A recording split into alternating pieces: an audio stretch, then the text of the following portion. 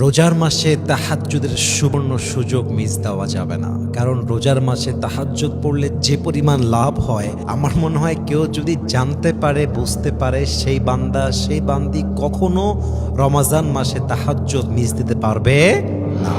Number 1, হাদিসে আসছে যেই বান্দা রমাজান মাসে রাত জেগে কিয়ামুল লাইল করবে তথা নামাজ পড়বে, আল্লাহ রাব্বুল ইজ্জাত ওয়াল জালাল তার পেছনের সমস্ত গুনাহ খাতা মাফ করে দেবে।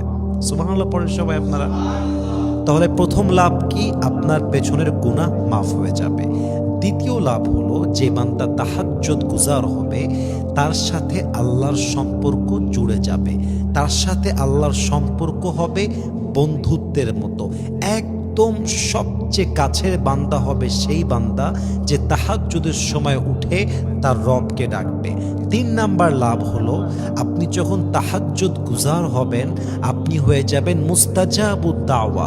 আপনি যখনই কোনো দোয়া করবেন, আপনার কোনো দোয়া আল্লাহ তাআলা খালি হাতে ফিরায় দিবেন না। বলেন সবাই সুবহানাল্লাহ।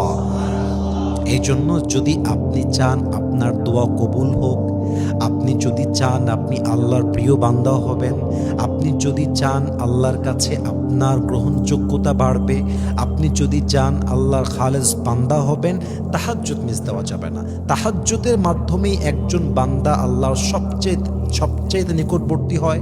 তাহাজ্জুদের মাধ্যমে একজন বান্দা তার মনের ইচ্ছা পূরণ করতে পারে দোয়ার মাধ্যমে।